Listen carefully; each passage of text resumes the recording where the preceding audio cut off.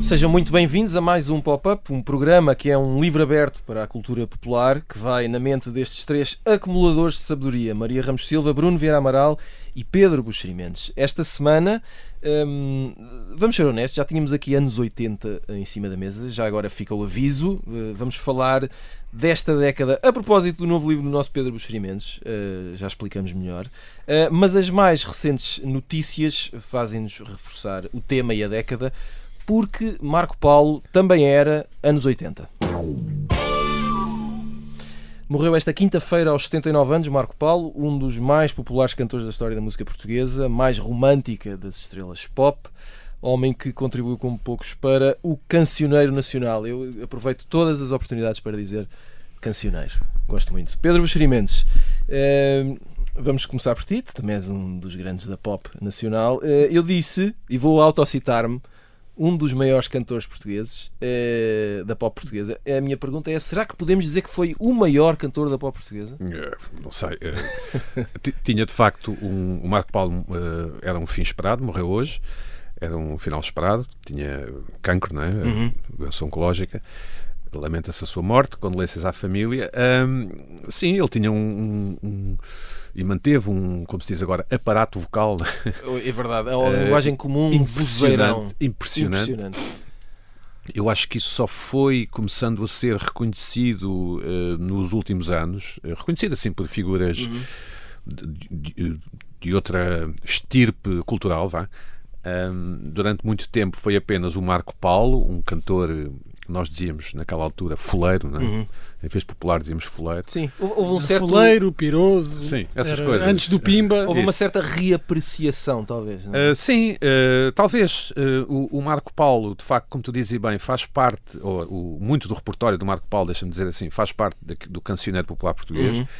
Muitos de nós sabem o Atirei o Pau ao Gato e o Indo eu a caminho de Viseu, esse tipo de cantigas populares, mas também sabem Eu Tenho Dois Amores. Na mesma medida, pronto. Exato. E isso não é para toda a gente, não é? Só essa parte merece destaque. Foi várias outras coisas também, acho que podemos falar disso. Antes de Paulo Futre se deixar fotografar em cima de um Porsche, já Marco Paulo o tinha feito.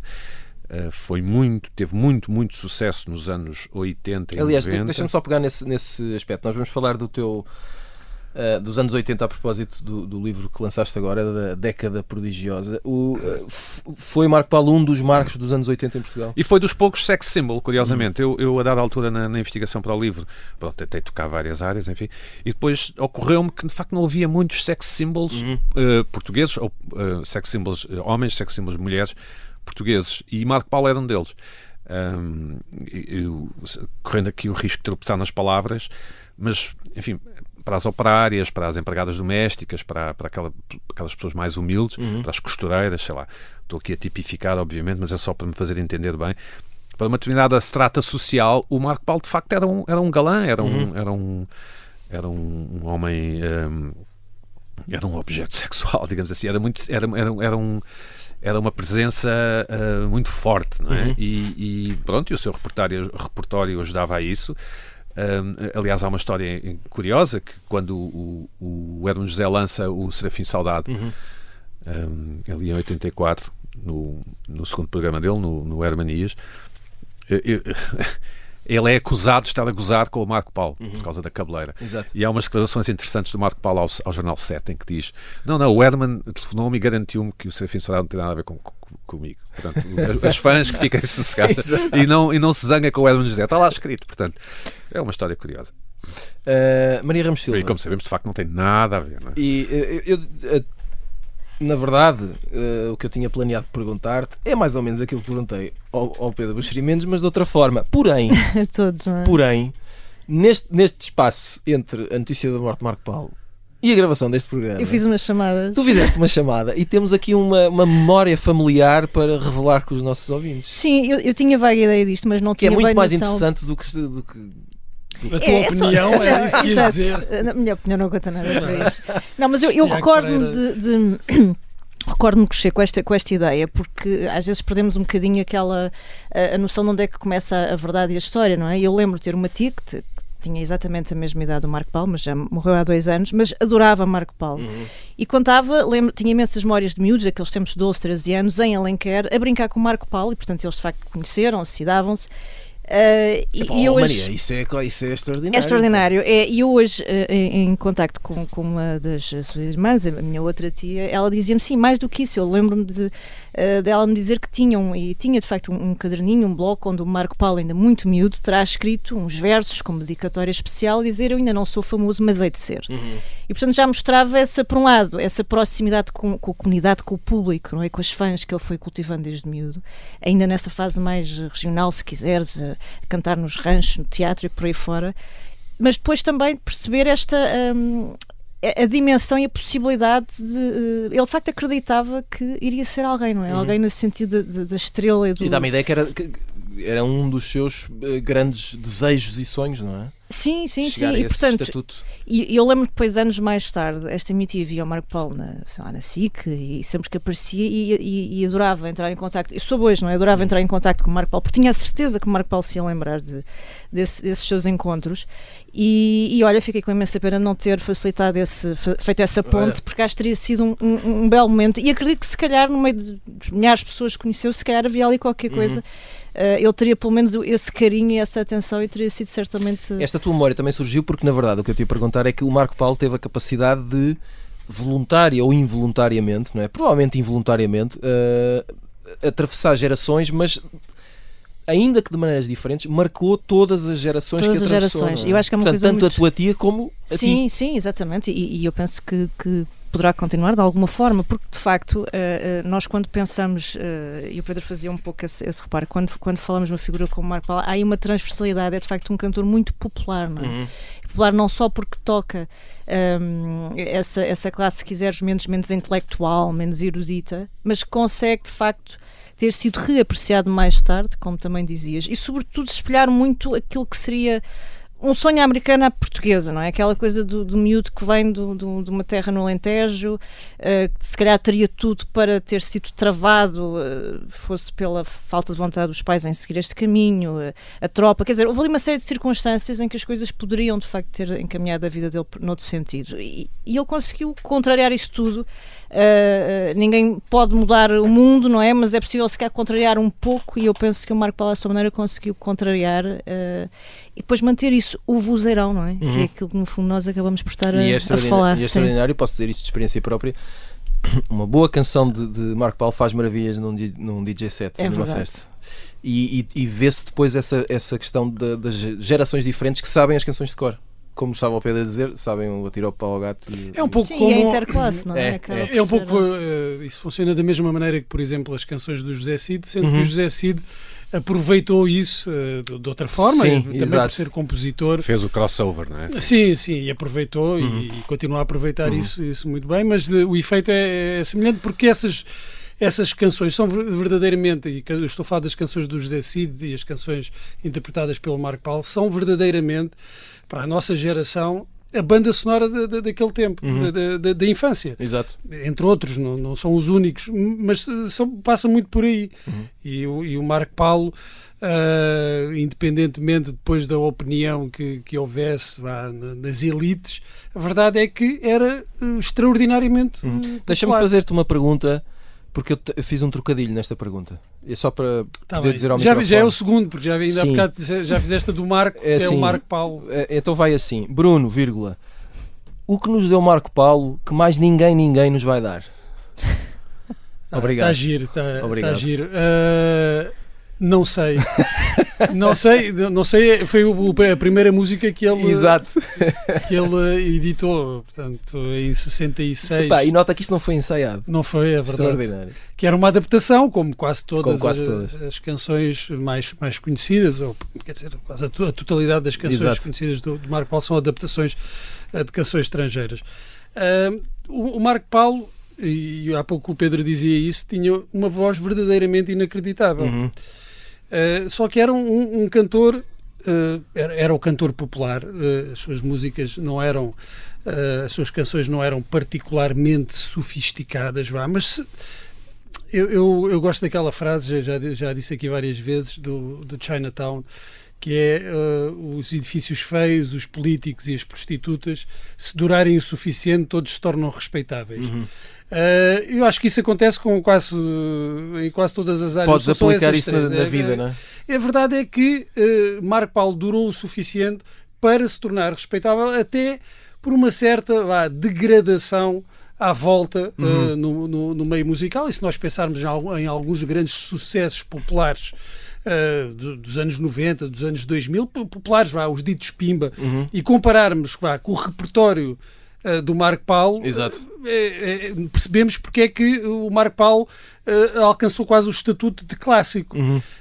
Porque pode haver reparos, claro, ao estilo, mas aquilo era muito bem feito, era muito bem produzido. O Mário Martins era um excelente produtor, as letras são extraordinárias, as letras das canções interpretadas pelo Marco Paulo, quase todas da autoria de António José, são tão boas que de facto parece que aquilo é o original, e que são quase todas as adaptações. Eu não tenho a mínima dúvida que são melhores na maioria dos casos do que adaptações, e funciona muito bem, e tudo isso explica o que é que o Marco Paulo trouxe, deu, que nenhum outro dava.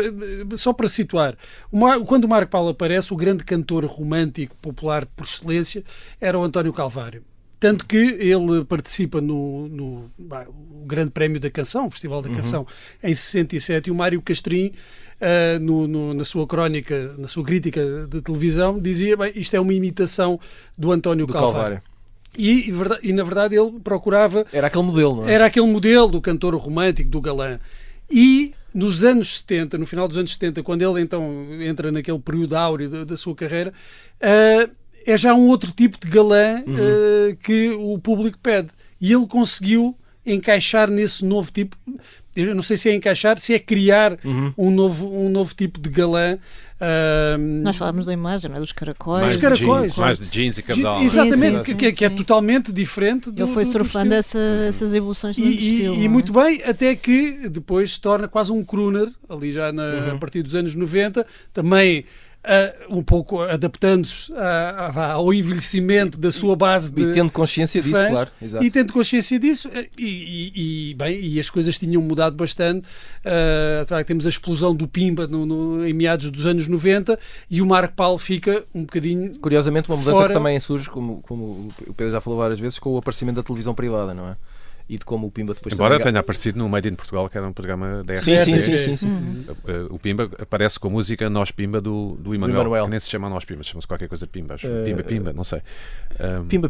Sim. Bom, vamos só... O Marco Paulo, desculpa, deixa também o nome, não é? Claro. Há muitos homens portugueses de 40, 30, 40 anos que se chamam Marco Paulo. E não João Simão. E não João Simão, que é o nome verdadeiro. Muito bem, eu pedi-vos também para escolherem uma canção de Marco Paulo, para depois nos explicarem porquê. Vamos ouvir a primeira, que é uma escolha do Pedro Buximentos. Pedro, espera aí, deixa-me só pôr aqui a tocar antes que seja demasiado tarde. Eu tenho dois amores que em nada são iguais. É o que é, meu amigo. Isto é lançado em 80, não é? 1980, creio. Sabrás bem melhor do que eu. É um original grego, vê lá tu. Faz sentido ouvindo a canção. Eu só escolhi esta música. Que é I love you. Eles cantam e depois cantam em grego. Só escolhi esta música porque era uma música que nós miúdos, com a qual nós miúdos brincávamos. Eu tenho 2 tratores, um é motor e outro é pedais. Não sei se vocês cantavam este verso assim, mas era o que nós fazíamos. Mais obscenamente. Pronto. O Marco Paulo é o repertório de chuveiro, não é? De cantar no chuveiro, não é? De estar ali a berrar. Por acaso nunca foi uma coisa que eu fizesse, mas pena. Mas podia ter feito. É pena. Mas estar ali a berrar, ninguém, não é? É extraordinário. Sim, até permite quase assim, lavar aqui as... E de viagem. Oxigenar. Eu tenho um best-of do Marco Paulo que eu uso nas viagens com os meus filhos, eles adoram, e aderiram muito rapidamente a todos estes grandes sucessos do Marco Paulo. Mas portanto, foi por isso é que escolhi Eu Tenho 2 Tratores, um é motor e outro é pedais. Muito bem, vamos ouvir a escolha da Maria Ramos Silva. De quem fui, de quem sou, onde vou, só eu sei, mais ninguém sabe. Cá está, este é um daqueles exemplos que é uma canção que leva as pessoas à loucura numa festa. Isto é o impressionante. vale tudo. É um efeito Mas lifting. já quando estão um bocadinho etilizados. Não, mas pode ser, Não é mas pode ser o preciso. princípio desse Sim, caminho isto também. Isto é o rastilho. Isso é o rastilho. Exato. Sabes aquele movimento da torneira da máquina de Imperiais? Pode ser Sim, a banda sim, sonora sim. desse movimento. Eu já só É vou a verdade. divórcios. Também é bom para passar em festas. Muito de bem, divórcio. Maria, ninguém, só porque é uma grande canção, não é? Só porque é uma grande canção. Acho que se duvidas houvesse sobre essa capacidade vocal, fica ali naquele arranque, não é? Bem expresso, e depois é sempre E é sempre muito a abrir. melhor que o original. Depois ouçam o original. Que eu acho também um dos grandes detalhes, não é? É que o Marco Paulo conseguiu fazer suas canções que não eram suas, nós nem nos lembramos que houve uma outra encarnação. E não queremos saber. Não queremos saber, e há São outra suas coisa que é por muito, próprio. foi muito inteligente a estratégia do Mário Martins na altura, é que o Marco Paulo começa por cantar versões de canções bastante conhecidas, que era o tema do Padrinho, o tema principal do Padrinho, que era do Love Story também, do filme. Houve outra do São Francisco, ele também, o Something Stupid, que ele faz um dueto com a Sim, Simone, exatamente. e são tudo canções bastante conhecidas. Ele começa a ter grande sucesso na segunda metade da década de 70, quando vão buscar canções que ninguém conhecia e que eram de cantores bastante obscuros, uns irlandeses, quer dizer, ninguém conhecia aquilo, ninguém tinha ouvido. E isso é também um dos segredos, é que não tens ali um comparativo, não tens uma referência, e parece que aquilo são originais. Mas deve ser dito que não há plágio nenhum, porque sempre foi... Sim, Não, exatamente, claro, nada claro, disso. Nada isso Ou disso. seja, quando os discos eram editados, mesmo naquela altura, os temas eram creditados aos compositores Exatamente. originais. Tudo licenciado. E havia, Sim, estava lá, adaptação, Certo, quem é que adaptava. E agora com o Bruno vamos regressar aos anos 60, vamos regressar ao início. Sou tão feliz. Isto é uma grande canção. Esta bateria, este raio mata-me. Isto é uma canção de Nóbrega e Sousa.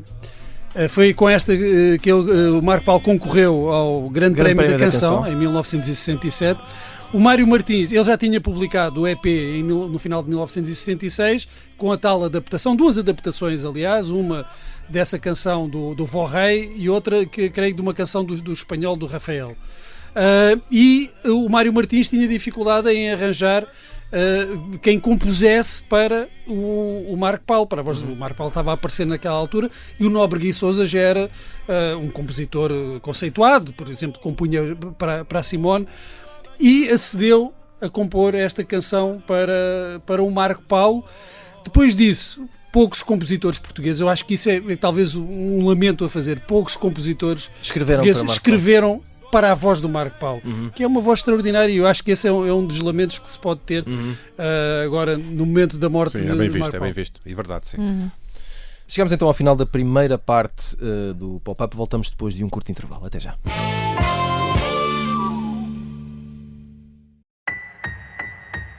Ela era genuinamente uma mulher revoltada. Esta é a história de Vera Lagoa, a mulher mais temida pelos poderosos de todos os regimes. Afrontou Salazar, desafiou os militares de Abril e ridicularizou os que se achavam donos do país. Episódio 4. A perigosa reacionária. A Grande Provocadora é uma série para ouvir em 5 episódios que faz parte dos Podcast Plus do Observador. É narrada por mim, José Mata, com banda sonora original de Molinex. Os assinantes do Observador têm acesso antecipado a todos os episódios desta série. Os Podcast Plus do Observador têm o apoio da Kia.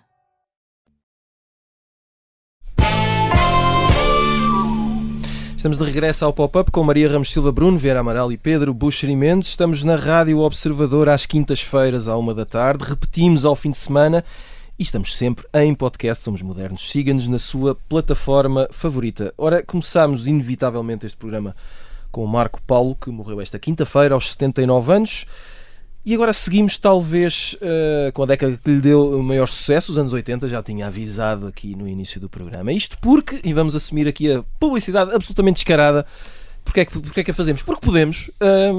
Já está nas livrarias o livro A Década Prodigiosa, assinado pelo nosso querido Pedro Buxeri Mendes, que é um retrato Pedro, vê se concordas com esta descrição. É um retrato daqueles anos em Portugal, ao mesmo tempo que é um retrato do próprio Pedro, enquanto adolescente e jovem adulto, não é? Naqueles anos. Sim, o livro chama-se assim como tu disseste, e também com o subtítulo Crescer nos anos 80 em Portugal. Pronto, acompanha o crescimento. Marco Paulo é uma das figuras. É uma das figuras, exato. E é alguém que faz parte daquele mundo das fotonovelas, não é? E do cor entelado e dessas coisas, desse lado romântico, dos filmes indianos, que quer dizer, não são só dos anos 80, atenção. Claro. E também faz parte do mundo do vinil e da cassete pirata. Nos anos 80 ainda havia singles. Singles são aqueles discos pequeninos, 45 rotações. Com uma canção de cada lado. Sim, que as pessoas de facto compravam, não é? É uma noção hoje talvez difícil para as gerações mais novas de perceberem como é que alguém entra numa loja e compra Como é que alguém compra música? E como é que alguém compra um objeto daqueles... Exato. Que é uma das coisas mais estranhas de pensar, que é no fundo tu punhas a tocar, portanto tinhas que fazer um gesto, aquilo ocupava 4 minutos e depois tinhas que ir lá outra vez. Tinhas que ter um leitor, tinhas que ligar aquilo. Pick-up. Não, mas tinhas que... Portanto, a música não dava para carregar num botão e ouvir 6 horas de assistência, não é? Exato. Sim, o livro é sobre isso, sobre o que foi crescendo nos anos 80. Foi uma década em que Portugal começa de uma maneira e acaba de pernas para o ar. Exatamente. Para melhor, creio eu. Eu creio que é unânime, que as pessoas consideram que é para melhor.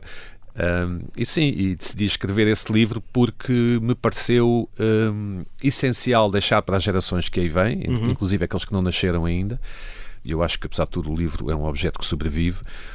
A importância de algumas figuras, como o Esteves Cardoso, o Herman, António Sérgio, António Variações, por aí fora.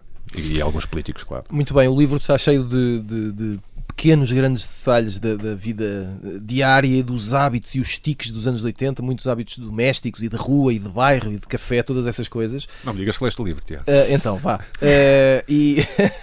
Mas eu fui muito objetivo e aqui a propósito deste livro aproveitei para fazermos uma conversa em volta dos anos 80 e pedi-vos episódios ou personalidades ou coisas que vos tenham suscitado muita mais curiosidade ou atenção neste livro.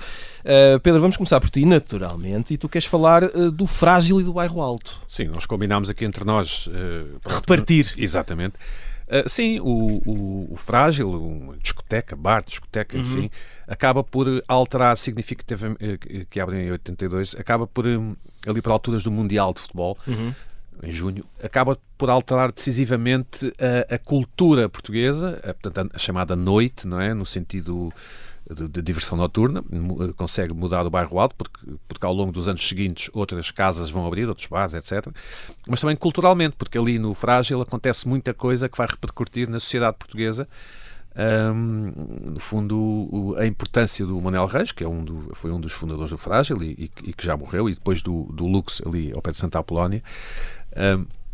Quando ele morreu, aqui há uns anos, eu fiquei muito surpreendido por algum backlash que houve nas redes sociais. Mas quem é este Manuel Reis para estarem agora os jornais a falar, etc. Pronto, é uma questão, se quiserem saber quem foi, é uma questão de comprarem um exemplar do meu livro, ou mesmo vários exemplares para lerem. Quem sabe?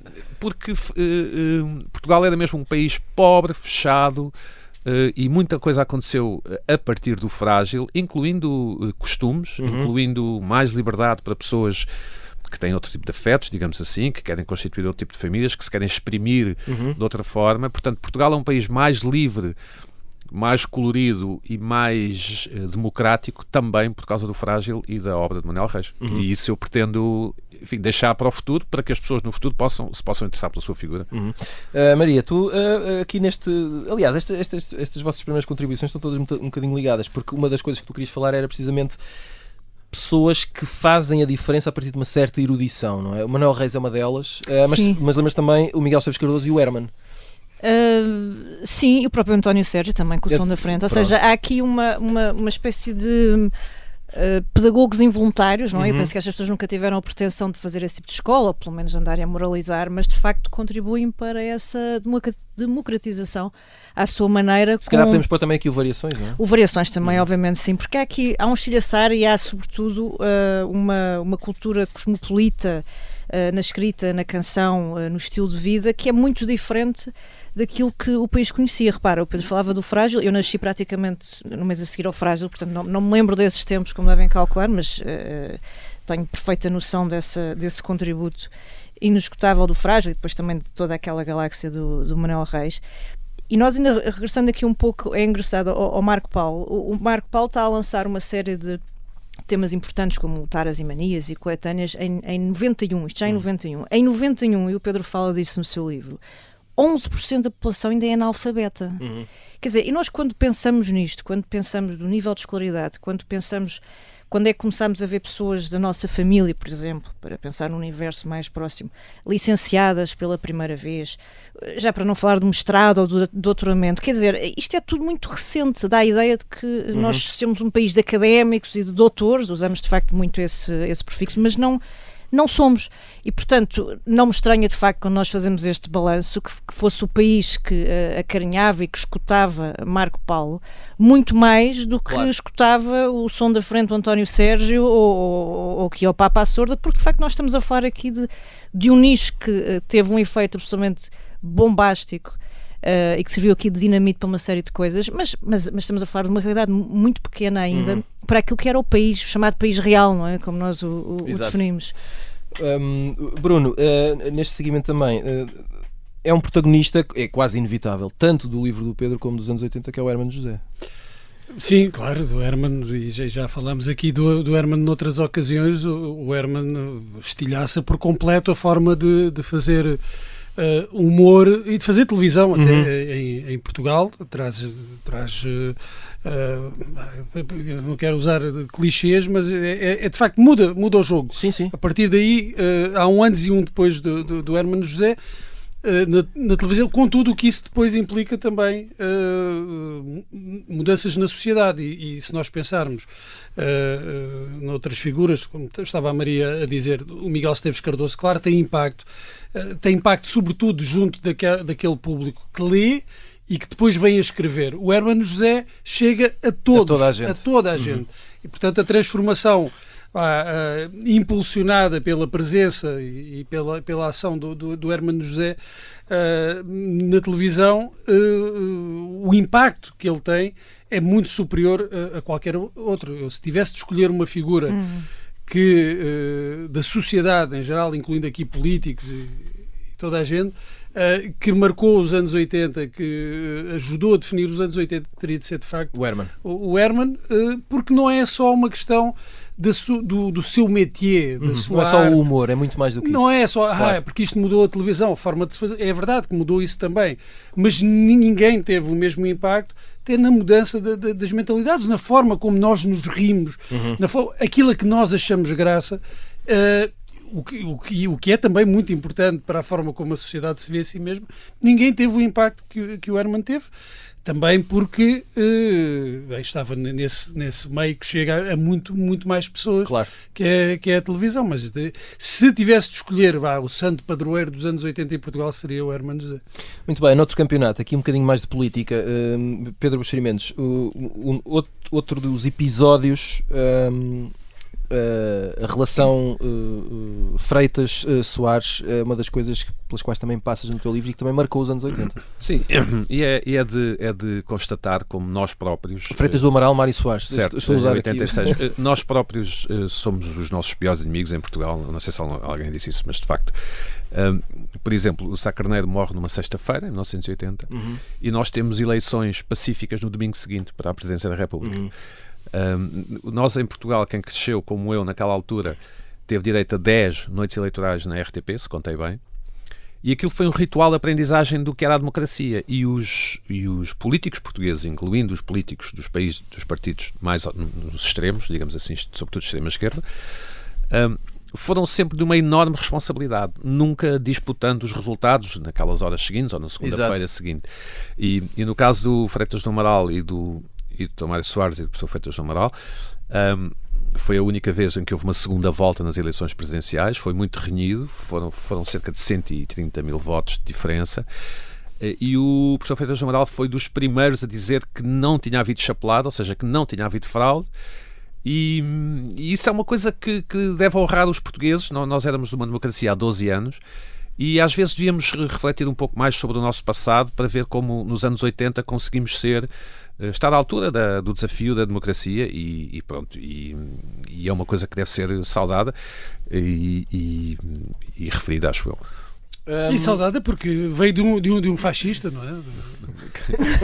O Freitas. O Freitas do Amaral era o fascista. Era de atacado, turno. sim, Era certo, descrito certo. assim, claro. Sim. E há outras nuances disto que podemos ir um dia, se calhar, mas por exemplo, o Freitas do Amaral ganha a norte de Coimbra, e ganha nas ilhas. Mas, no entanto, sempre foi vendida a ideia de um Portugal uno, não é? E uniforme, mas pronto. Mas lá está, a vitória de Soares foi aceita e Soares disse, acho que nessa noite, que seria o presidente de todos os portugueses. E isso, de facto, verificou-se. E isso é uma prova de que o povo e de que os jornalistas e de que os políticos estiveram à altura das circunstâncias, acho eu. Maria Ramos Silva, citando a tua genialidade, atar e pôr ao fumeiro, mas isto tem a ver com Cavaco Silva. Não, também tem a ver com isso, não é? De registar que Pedro Buxeri nessa altura ainda gostava de jornalistas nos anos 80, agora é que não. Era pequenino, era inocente. Exato. Pedro Buxeri Mendes é jornalista. Pronto, Deixem-se pronto. disso. Mas sim, de facto, nós às vezes esquecemos, falamos dos anos 80 e talvez seja esse efeito Technicolor, não é? Essa coisa muito colorida da televisão que conseguiu exportar estes tesouros todos e fazê-los chegar ao país todo. Mas o 25 de Abril tinha sido ontem, não é? Era de facto uma coisa extraordinariamente recente. Exato. E portanto acho que vencemos esse campeonato das probabilidades porque conseguimos que tudo corresse de uma forma muito espetacular, não é? Correu tudo bem, correu tudo bastante bem. Não, de facto fomos ali, conseguimos ser menos portugueses, ou se calhar muito portugueses e conhecemos-nos mal e duvidamos muito de nós, o que também é triste. Ou se quiseres de outra maneira, podia ter corrido tão mal. Exatamente, e correu bem. E de facto eu usava essa expressão do atar e pôr ao fumeiro, porque hoje se calhar seria um pouco impensável, ou talvez não, mas certamente geraria muito mais frição imaginar quer dizer, estarmos a falar da morte de um primeiro-ministro à sexta e depois irmos votar um domingo, quer dizer, isto seria uma coisa, não sei, eu acho que o alinhamento dos telejornais já teria sido completamente rebentado, mas não só, não é? Nós temos, o Pedro também cita um outro exemplo, que é o da entronização do Cavaco no Congresso, que acontece também 2 dias depois da morte de Mota Pinto, quer dizer, a notícia é dada também, aliás, a própria notícia da morte do Sá Carneiro é dada no meio do comício do Ianes, não é? Aquilo depois... Fialho Gouveia, sim. Exato, portanto, tudo isto parece vindo assim de um planeta estranho, não é? Mas é ótimo, seria ótima ficção, seria se não ótima, fosse realidade. se não fosse realidade. Seria quase inverosímil, não é? Exato, é que é tudo Sim. absolutamente inverosível. Mas depois, enfim, Cavaco sai dali e vem colher os seus frutos da adesão, parecia que já estava ali. O Pedro também faz-nos perceber isso de uma forma muito interessante. A mise en place já estava ali pronta, não é? É como diriam os chefes, estava tudo ali preparadinho, os ingredientes todos cortados. Era e só depois, servir. Que também não é simples, atenção, mas sim, ajuda muito. Bruno, e vou-te pedir para seres um bocadinho sintética para ver se ainda conseguimos fazer outra ronda. Temos mais uma ronda. Mas um dos casos dos anos 80 e um dos protagonistas do livro também do Pedro é o caso Taveira. O caso Taveira que... não te rias, Que é não posso sei. de fazer 89. Não É sei. de 89. Eu lembro-me disso porque acho que foi o Tal e Qual que divulgou algumas imagens Depois na foi altura a Semana Ilustrada, sim. e que isso circulava entre famílias. Portanto, o escândalo As fotocópias, sexual.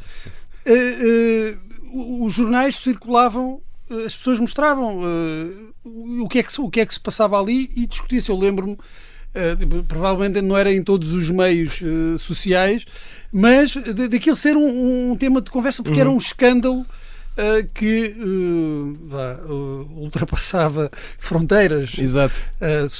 Imagino eu que sociais, e que terá sido discutido. É daquelas coisas que se discutem assim a meia voz, mas toda a gente está a falar do mesmo. O Primeiro-Ministro vem falar disso à televisão, não é? Sim, fala depois quando cai o Muro de Berlim, mas é também depois, muito pouco depois de cair o Muro de Berlim, também é extraordinário. E eu lembro-me que naquela altura tinha havido, não sei se eu acho que é mais ou menos naquela altura, escândalo sexual. Já agora, mas convém, escândalo sexual entre um arquiteto professor, não é? Sim, sim, alguém da alta sociedade. Exato. Que filmava relações sexuais no escritório com diferentes mulheres. E essas gravações depois tornaram-se tudo... Era a viralidade a viralidade foram licadas, que era muito... Exato. Hoje nós dizemos que com as redes sociais espalha-se tudo é viral. aquilo foi verdadeiramente viral. Exatamente. E não havia redes E não sociais. havia. Foi como um boato, não é? Com a diferença que havia provas. Que havia aquelas provas e Era um toda a boato gente verificável. falava disso com algum receio de falar, ou seja, com algum pudor, receio neste sentido, com algum pudor Também ainda de tinha falar. a ver com o país, não é? Se calhar. Tinha que ver com o país. Para voltar aqui à questão do Marco Paulo, e não só do Marco Paulo, mas de outras figuras dessa altura, como o António Variações, o Hermano José, a sexualidade destas figuras sempre foi muito discutida pelo Vox Populi. Mas a meia luz, não é? Mas ficou sempre ali na fronteira. Por exemplo, só para terminar, e a propósito do Marco Paulo, eu lembro-me de encontrar jornais de 1985 em que a previsão de uma vidente para esse ano é que o Marco Paulo ia casar com uma espanhola, uma cidadã espanhola, e ele depois respondia e dizia o que é que achava. E noutras ocasiões ele também falava dessa possibilidade de se casar ou não casar. E tudo isto era falado e depois havia todos os rumores e todas as conversas à volta, mas nunca se ia diretamente ao assunto. Eu imagino o que é que seria essas figuras terem emergido hoje, nos nossos tempos, quão diferente teria sido. Mas esse era o país que nós também éramos na altura. Bom, e vamos fechar, temos pouco tempo, mas vamos tentar. Eu abordo essa questão da homossexualidade closeted, não é? Escondida Exato. num livro. Mas deve ser dito, acho eu, que seria um suicídio artístico alguém assumir-se como homossexual. Exato. Pronto. Mesmo os próprios travestis, havia muita mania ali de Barloff e não sei o que iam muito à televisão, mas não eram homossexuais, eram apenas pessoas que gostavam de se vestir de mulher, o que não quer dizer que todas as pessoas que se gostem de vestir Claro, de mulher exato, sejam mas que homossexuais. naquele Pronto, caso particular certo. era apenas a performance. Exatamente. Não é? Muito bem. Pedro, tu há bocado já falaste aqui das noites eleitorais, portanto podemos saltar aqui, só porque um detalhe é que uma das coisas de que falas é a mania do Guinness. Portugal era um país com uma fraquíssima autoestima, para usar uma expressão que eu não gosto, mas pronto. Dizíamos, pois, só o que vem lá de fora é que é bom, dizíamos essas coisas, havia muitas falsificações, era tudo, só as marcas estrangeiras é que eram boas, nós miúdos queríamos vestir marcas estrangeiras, não portuguesas, e a dada altura, em 1980, a Maria Armanda ganha com Eu Vi um Sapo, não é? É um acontecimento francamente importante porque é uma das primeiras vitórias internacionais indiscutíveis que acontece em Portugal. Eu julgo que a miúda tinha 4 anos de idade, o que é uma coisa absolutamente extraordinária. E de repente era possível. E o Agostinho lá ia ganhando umas etapas no Tour de França e tal, e de repente há a mania do Guinness. A mania do Guinness é entrar para o Guinness Book. E há o Carlos Vieira, um bombeiro ciclista, ficou assim conhecido, que dá a volta, julgo, ao estádio do União de Leiria, não sei quantas horas em cima da bicicleta, e entra para o Guinness. E isso foi o início de uma vaga de recordes, incluindo um tipo que traz uma bandeja, um empregado, acho que do Tivoli, ou uma coisa assim, que vem de bandeja do Porto a Lisboa, e um tipo a tocar bateria de não sei quantos dias seguidos, e era acompanhado pelos jornais e pelas televisões, e agora ele vai descansar, e depois pessoas dentro de um carro, não sei quantas horas, de um centro comercial então como é que se está a sentir? Eu ainda aguento. Havia essa... E havia um programa, eu acho que é ali na transição de 88, 89, na RTP, do Rui Mendes, apresentado pelo Rui Mendes, e se não estou em erro, pela Conceição Lino, muito jovem na altura, em que as pessoas iam lá fazer assim provas, a dar toques. Quantos toques é que consegue dar? Duas horas a dar toques. O entrar no Guinness significava a aprovação internacional do feito português, portanto, uma validação. Os descobrimentos na altura não nos serviam para nada. Enfim, a Maria, Maria do Guinness marca aos anos 80. Maria, 30 segundos sobre as Amoreiras. As Amoreiras, eu penso que as Amoreiras foram assim o comparativo físico, digamos assim, da televisão. Que a televisão teve impacto no país, as Amoreiras tiveram, enfim, enquanto espaço físico. Foi uma maneira de dizer, chegaram os anos 80. Foi, exatamente. Chegou a modernidade, não é? Chegou a modernidade. As grandes superfícies, eu acho, muda completamente a forma de consumo. E depois, boa parte da minha vida enquanto miúdo, é engraçado porque eu, apesar de ter uns anos de diferença do Pedro, revi-me em praticamente tudo. Passavam para as Amoreiras, eram as compras no Pão de Açúcar e depois à cenoura comprar roupa. Eu ainda tenho roupa da cenoura, tenho roupa da Barrep e da Feira de Carcavelos. O hambúrguer, comer o hambúrguer. Comer um hambúrguer ao Garden. Eu não sei se o Pedro, por acaso não sei se tu falas do Garden no teu livro, mas sim, que eu até hoje ainda vou lá com aquela nostalgia. Havia o bingo também, havia bingo. O bingo, claro, obviamente, havia o bingo. Bruno, 30 segundos sobre o golo do Carlos Manuel e a desgraça de Saltilho. Claro, o gol do Carlos Manuel foi a coisa mais portuguesa que aconteceu nos anos 80. Não é? De todos os acontecimentos dos anos 80, não há nada mais português que o gol de Carlos Manuel, que é uns homens baixinhos e de bigode vão jogar contra os maus alemães e conseguem ganhar com um golo completamente improvável, quase impossível. E quando partimos para o Mundial de 86, cheio de esperanças que as coisas corressem bem, porque tínhamos jogadores extraordinários, acontece a segunda coisa mais portuguesa dos anos 80, que é o caso Saltilho, que é verdadeiramente a barracada total. Exato. E que só podia acontecer neste país. Neste caso aconteceu no México. Neste caso foi no México. Nós estava lá com prostitutas envolvidas, campos de treino inclinados, alegadamente. Claro, tudo alegadamente. E camisolas viradas do avesso para não mostrar publicidade. Muito bem, final de mais um pop-up. Voltamos na próxima semana. Até lá.